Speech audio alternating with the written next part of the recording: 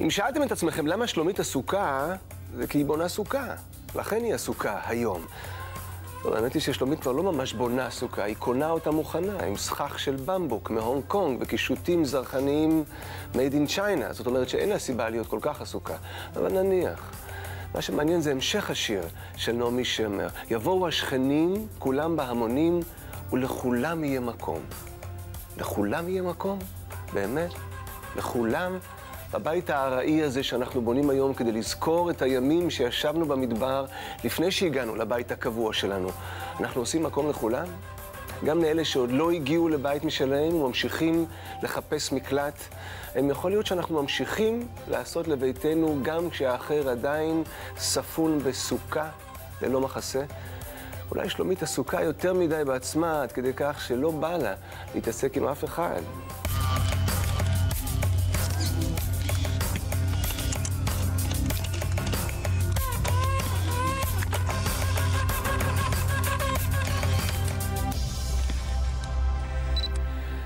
כמעט שבת שלום לכם, שבת כבר כמעט הגיע, ואנחנו כמדי שבוע קוראים יחד בפרשת השבוע ומנסים לקחת ממנה תובנות מעשיות לחיים שלנו ברמה החברתית והמשפחתית.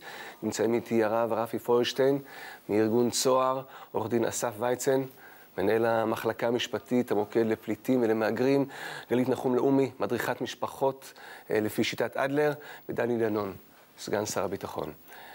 חול המועד סוכות לא קוראים בפרשת השבוע הרגילה, אלא מענייני חג הסוכות, החג שמסמל יותר מהכל את הראיות החיים. פעם בשנה שנדע להעריך את הבית הנוח והחם שיש לנו ולחשוב על אלה שאין להם.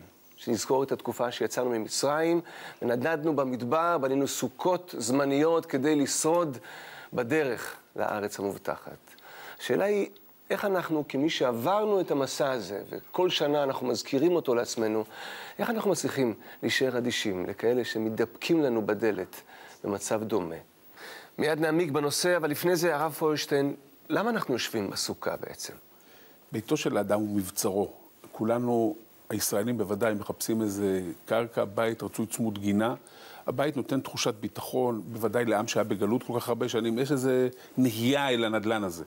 והנה פתאום, שבוע בשנה, אתה עף מהבית, יוצא החוצה, למשהו עם קצת זבובים, זה נורא נחמד, תיארת את זה בצורה כל כך חמודה, אתה יודע, אנחנו אגב גם ישנים בסוכה, משפחתי, יש לנו 3 סוכות, 2 מהם סוכות שלה לכל הילדים וכבר זה, וזה לא תמיד חוויה הכי נעימה, כשחמסין, כשקצת יורד גשם, יש פה איזו חוויה של לצאת מהבית הממוזג למשהו הרבה יותר תשתיתי, שלוקח את הביטחון שלך מארבעת הקירות העשויות אני לא יודע מה, בטון, למשהו יותר עמוק, אתה יכול להגיד סוג של אמונה, לתחושה שלא הבית מגן עליך, אלא מקור הביטחון שלך צריך להיות במקום אחר, בחוויה של אמונה באלוקים, בסוג של תלות בגורם הרבה יותר קבוע והרבה יותר יציב, מוקד אחר של חשיבות יש בחג הזה למים ולצמיחה. אנחנו מחזיקים ביד את 4 המינים, זה הלולב, האתרוג, הערבה וההדס, דווקא בתקופה שהיא ככה ערב החורף, אנחנו ככה על הגבול, אספנו את היבול מהשדה, כפי שהחג נקרא גם חג האסיף, והנה אנחנו לוקחים את 4 הפירות הללו והצמחים הללו שמסמנים צמיחה, אבל יש בהם גם סמל מדהים, כי חכמים דרשו שכל אחד מהם מסמן סקטור אחר בעם ישראל. יש את הצדיקים, האנשים הטובים במידותיהם, במעשיהם, שזה האתרוג, שיש לו גם ריח טוב וטעם. יש את אלה שאין להם שום דבר, שזה הערבה, אנשים באמת לא בשוליים חלילה הכלכליים, אבל בשוליים ההתנהגותיים של החברה, אנשים שלא... ויש לך את ההדס, יש בעצם את 4 המינים, יש את כל חלקי החברה הישראלית. אם אתה רוצה חלקי החברה העולמית, ואתה מחזיק אותם יחד, ואתה אוגד אותם יחד, ואם חסר אחד מהם, כבר אין חברה. ונדמה לי שפה יש את הדבק הסולידרי הזה, וחכמים אמרו, באמת, כולם יחד, אני תמיד, כשאני מחזיק אותם, אני מרגיש שהם רבים ביניהם. האתרוג אומר, אני בכלל לא רוצה להיות עם החבר'ה האלה, מה אתה שם אותי עם הפושטים האלה? אני בכלל יושב בתור איזה קערת זהב וכסף, אני הכי חשוב, אני גם עולה הכי הרבה, מה אתה שם אותי איתם? אבל אם הוא לא צמוד, הוא לא שווה כלום. וזה נורא מעניין שחכמים הבינו שלא יכול להיות שהסקטורים בחברה שלנו, ואולי זה לוקח אותנו לדיון העתידי שלך, יהיו מובדלים ומופרדים ביניהם. אז שינוי ההרגלים הזה בעצם גורם להתבוננות הפנימית הזאת? זה שהעתקנו את מקומנו זמנית למקום הראי, לסוכה הזאת? כל ההלכה היא למעשה מערכת של התנהגויות שהיה מי שקרא להם סמלים. במובן הזה, שהם לא, הם עצמם לא בכך יוצרים את השינוי. אם אתה לא נותן את לבך למה שאתה עושה, אם אתה לא לוקח את הילדים שלך בסוכה ומתווך להם, בשפה שאני משתמש בה, מתווך להם את המשמעות של ההליכה הזאת, זאת תהיה הליכה טכנית, תחמדה כזאת, שונה כזאת ולא בעלת משמעות. ולכן חשוב מאוד, כן, להפוך את הסמל הדקיק הזה לחוויה מעצבת ולשים לב. ואני חושב שדווקא המסגרת המשפחתית מאפשרת את התשומת לב הזאת, למה אנחנו פה ולמה, את ההתנהגות ההשוואתית הזאת, למה אנחנו פה ולמה אנחנו לא שם. רק אם עושים את המאמץ התודעתי, יש גם סיכוי שהדברים יחדרו אל הלב ובאמת יעשו שינוי. אגב, יש מנהג יפה נוסף שאני אולי רוצה להכניס אותו, שקשור למה שאתה אמרת, זה מנהג האושפיזין. המנהג הוא להזמין כל פעם את האבות. אתה מזמין בלילה הראשון את אברהם, את יצחק ואת יעקב, וכמובן שהמשמעות היא, תפתח את הסוכה. וזו אולי הזדמנות מדהימה לומר לאנשים, עוד לפני שהולכים לדברים הרחוקים, את השכנה מלמעלה הזאת, שאתה לא אומר לשלום במדרגות, אולי תזמין אותה לאיזה כוס קפה בסוכה. הגיע הזמן. אז האושפיזין הוא באמת רלוונטי לעניין. בוא נדבר רגע על יהיה מקום לכולם, אפרופו אושפיזין. קבוע או זמני, עורך דין וייצן, כמי שמקבל עשרות פניות מפליטים שאין להם למי לפנות, אתה כתובת הקצה שלהם, כן? אם אפשר להגדיר את זה ככה. איך אתה רואה את החיבור בין הסוכות, חג הסוכות, לבין העבודה היומיומית שלך?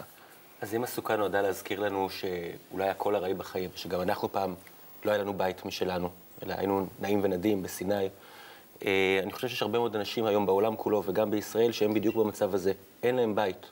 הם נעקרו מהבית שלהם, הרבה פעמים באלימות ובכפייה, וחלקם הקטן הגיע לישראל. יש עשרות מיליונים בעולם שהם פליטים בעל כורחם.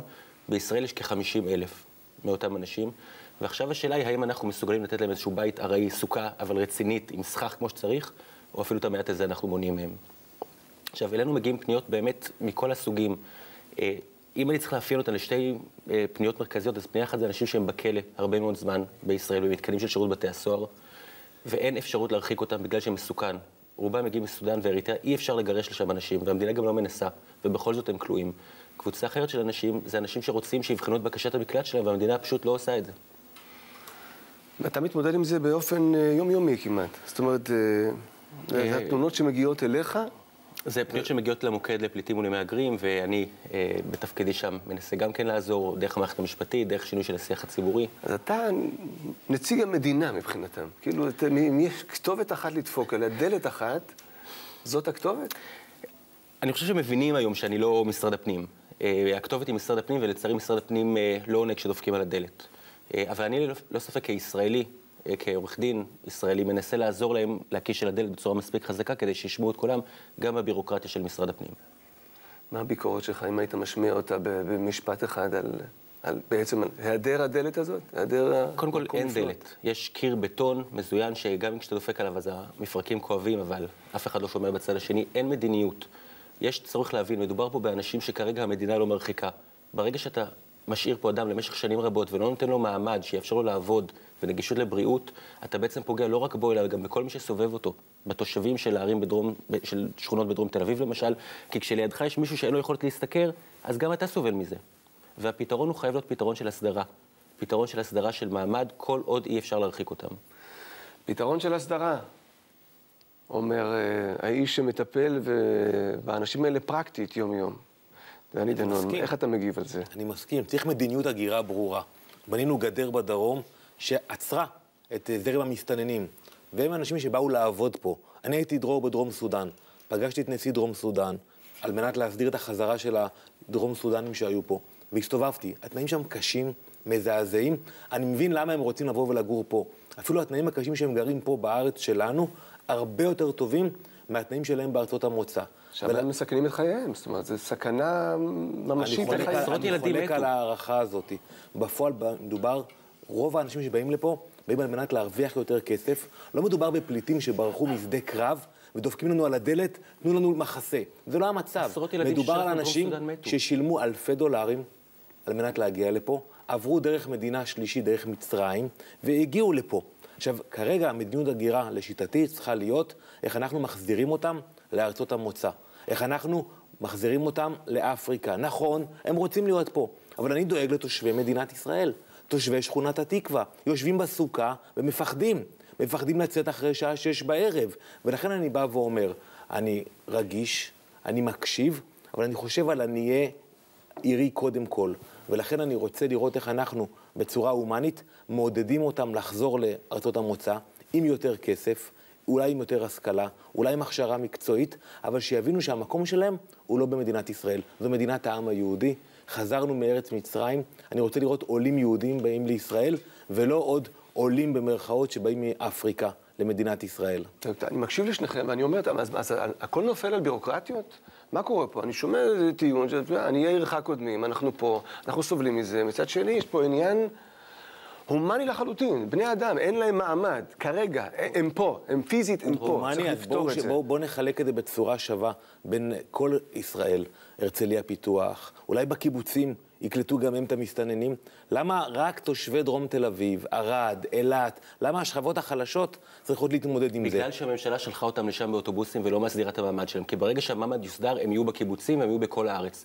אבל הממשלה דואגת להביא אותם באוטובוסים ממתקני הכלייה לשכונות מצוקה בדרום העיר, ואתה מכיר את זה בדיוק כמוני. עכשיו, הפתרון פה אומרים להסדיר, לשלוח. אי אפשר לשלוח. הרי המדינה, ממשלת ישראל היא ממשלת ימין, דני דנון הוא שר בממשלה, הוא סגן שר בממשלה, והוא אחד מאלה שאחראים לכך שלא נשלחים אנשים לאריתריאה וסודן. הסיבה שלא נשלחים היא כי יש סכנה לחיים. דרום סודן זו דוגמה מצוינת ונורא נורא עצובה. יתו עשרות ילדים שישראל שלחה לדרום סודן, אז לבוא ולהגיד שלא מסוכן להם שם והכל בסדר בארצות האלו, רק קצת קשה כלכלית, זה פשוט שקר, וצריך להתמודד עם העובדות. העובדות הן שאי אפשר להחזיר אותם, ועכשיו צריך למצוא לדברים פתרון. אי אפשר למכור לציבור שנים את הבלוף הזה שאפשר לגרש אותם ואפשר להרחיק אותם, כשממשלת ישראל נמנעת מלעשות את זה. בחודשים האחרונים... והמצוקה של אני הייתי יצאו 5,000 איש בחודשים האחרונים. ואחרי הצבא טיילתי במזרח. וכל מה שראיתי אדם נורא עני ונורא מסכן, אז נחמר הלב, אתה נורא רוצה לעזור, אבל אתה אומר, אין לי כסף, אני רוצה לטייל, אז אני אומר, אני עירך קודמים. קודם אני אעזור לאנשים בישראל, ואז. זה הרי בלוף שנועד למנוע מאיתנו את האפשרות להבין שמדובר בבני אדם שצריכים עזרה, ועל ידי כך אנחנו גם פוגעים בעניים שלנו. בחודשים האחרונים ממשלת ישראל הוציאה אלפים למדינות שונות באפריקה, ואני כן בעד שמי שעובד, הכסף לא ילך לכיס שלו, ילך לחשבון בנק מוסדר, יישמר שם רוב הכסף, וברגע שהוא יצא את גבולות המדינה, הוא ייקח את הכסף ביחד איתו.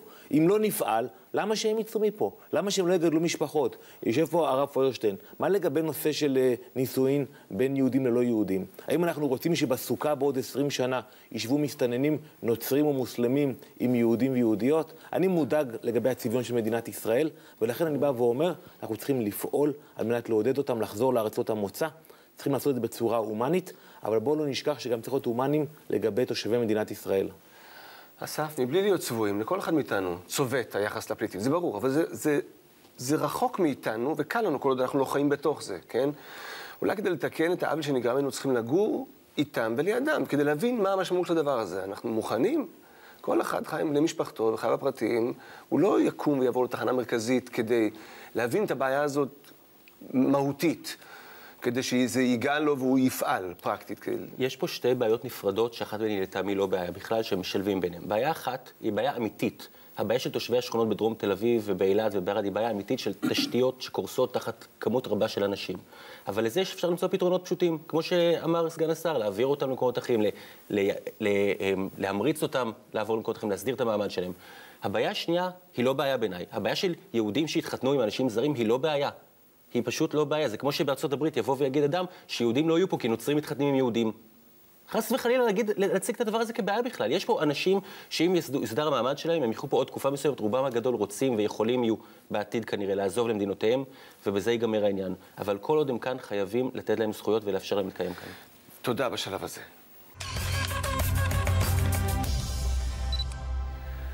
גלית, כשאני הייתי קטן, את האינטגרציה בין שילוב של שכבות סוציו-אקונומיות שונות, הנושא הזה מוקצן כשמדובר במישהו שנכנס לך לכיתה עם צבע עור שונה.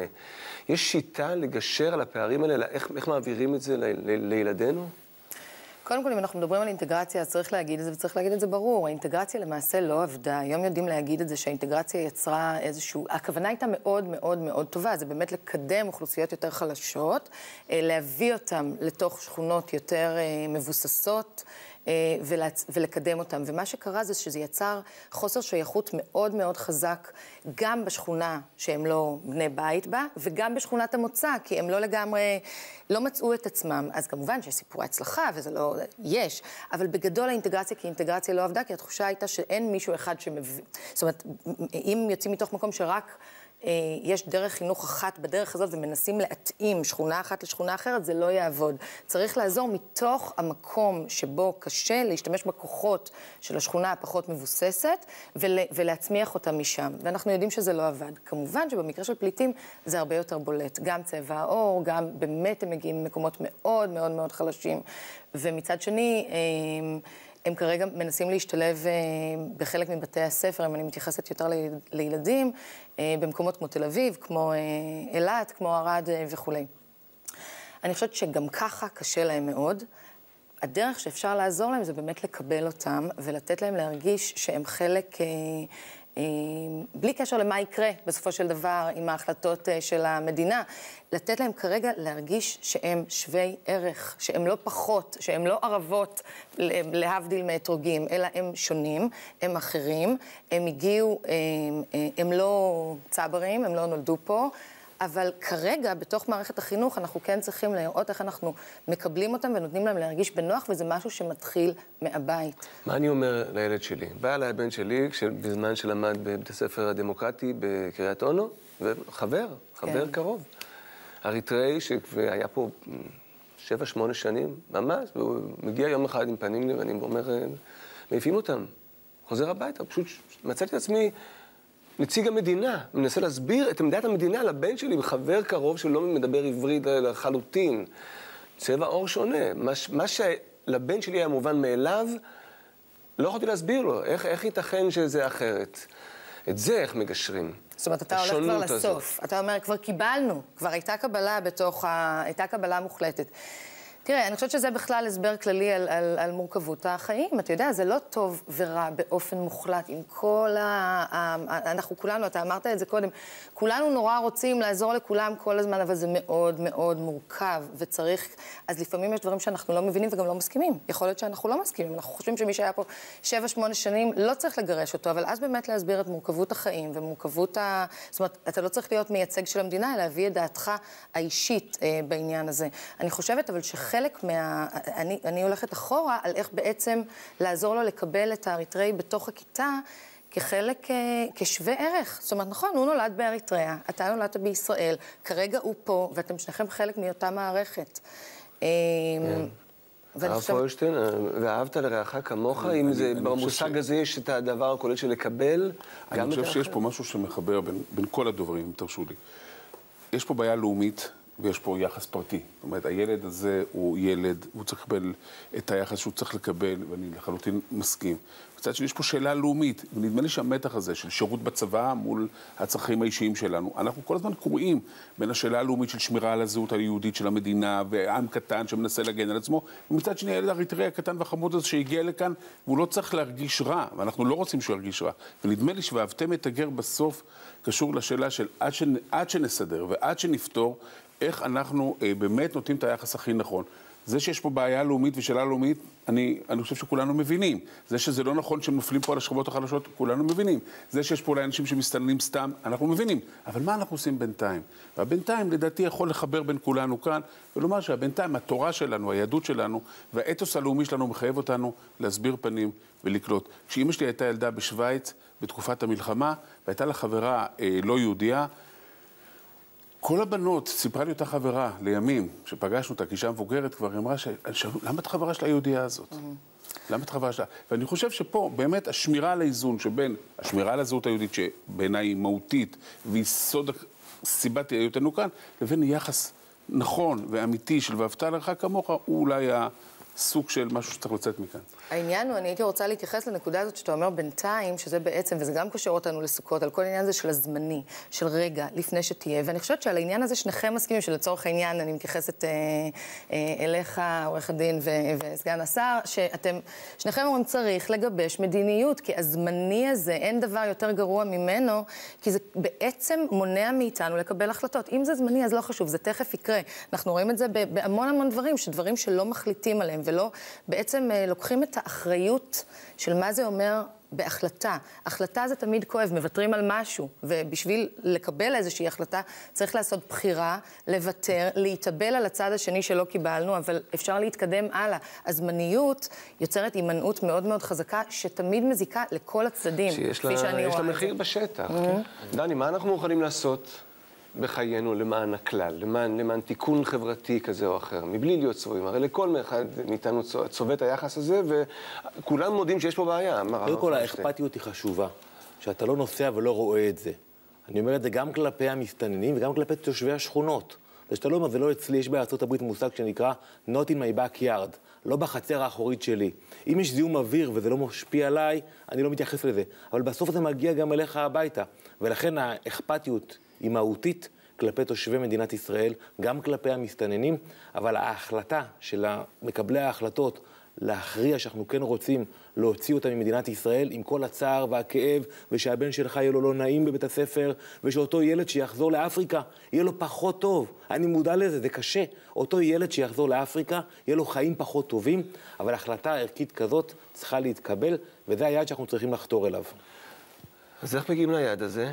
קודם כל לא צריך להגיע ליעד הזה, כי כרגע אי אפשר להגיע אליו. הילדים שגורשו לדרום... אתה תרצה להגיע אליו אבל? אם אפשר עכשיו משפטית תהיה, ואני אביא לך את הפתרון המשפטי, אתה תרצה להגיע אליו? אני אענה לך בצורה נורא פשוטה. מי שהוא לא פליט והוא לא מבקש מקלט, ויכול לחזור לארצו בביטחה, צריך לעשות את זה, וחלק גדול מהאנשים גם יעשו את זה ביום שהדבר הזה יהיה אפשרי. כרגע ממשלת ישראל מכירה בכך שאי אפשר להרחיק אנשים לאריתריאה ואי אפשר להרחיק אנשים לסודן, ואתה מכיר את זה בדיוק כמוני. לא יכול להיות שסגן שר בממשלה יבוא ויגיד צריך לגבש מדיניות. אתה זה שמגבש מדיניות, תגבשו מדיניות. והבחירה שלכם להטעות את הציבור פעם אחר פעם, לבוא ולהגיד צריך לגרש אותם, בלי שאתם תגרשו אותם, למרות שהכלים בידכם, היא פשוט להטעות את הציבור ביודעין, וחבל. חבל, כי בסוף נפגעים מכך גם השכבות החדשות וגם מבקשי המקלט שאתה קורא להם מסתננים בטעות. אני שמח לשמוע ממך שאתה תומך בהחזרת המסתננים לארצות המוצא. זו אמירה חשובה. אני שמעתי זאת, ולכן אולי פחות עתירות לבתי המשפט, ופעילויות להשאיר אותם פה. מעולם לא הוגשה עתירה לבית המשפט כדי למנוע הרחקה של סודן או אריתריאי. ממשלת ישראל לא מגרש אותם מבחירה שלה, בלי שבג"ץ יהיה מעורב, בלי שהאו"ם יהיה מעורב, כי ממשלת ישראל מבינה שבסודן ואריתריאה מסוכן. אתה מסכים איתי שמקומם לא פה של המסתננים? אני מסכים איתך בדבר אחד. יש פה אכפתיות לשני הצדדים, אבל אין החלטה. אם המדינה לא עושה, אז האחריות היא עלינו, כבוד הרב. האחריות היא עלינו להיות אנשים טובים. אני חושב שמכאן זה מתחיל. להיות טובים כלפי יוצאי אתיופיה, להיות טובים כלפי השכבות החלשות, ולהיות טובים גם כלפי האנשים האלה. לגבש מדיניות כזאת או אחרת, אבל לעשות אותה מתוך טוב, לעשות אותה מתוך הומניות. אני חושב שיש פה ויכוח, ואני מבין את החרדה שסגן השר מבטא אותה כאן. וכל מה שאני אומר זה, את כל מה שעושים, לעשות מתוך מקום של דאגה, ואהבה לזולת, וגם כל דבר, אפילו דבר קשה אפשר לעשות מהמקום הזה, כי באמת היינו שם. זה יוביל אותי יפה לטקסט הסיום שאיתו בחרנו לגמור את התוכנית הזאת, טקסט של שיר שכתבה אלמה זוהר. אני הלכתי פעם בנתיב הייסורים, ממצרים לירושלים, במדבר, ימים רבים, בלי מים, עם אותה שאלה בעיניים. גם אני פגשתי רשע, המכה בלי הבחנה, אנשים חפים מפשע, אנשים בלי הגנה, בלי בית. עם ילדים קטנים בידיים, הם דופקים לך בדלת, הם בוכים בכי תמרורים, אל תאמר מה לי עם אלה אנשים זרים. כי בכל דור ודור חייב אדם לראות עצמו כאילו הוא יצא ממצרים, שלא ישכח איך ברח, הוקע, הושפל, נרצח, איך צעק לשמיים. עד כאן כמעט שבת להפעם, תודה רב רפי פוירשטיין מארגון צוהר, לעורך דין אסף וייצן, לגלית נחום לאומי וסגן שר הביטחון דני דנון. אנחנו ניפגש ביום שישי הבא, ננסה להבין איך פרשת בראשית רלוונטית לחיים שלנו. שבת שלום, חג סוכות שמח.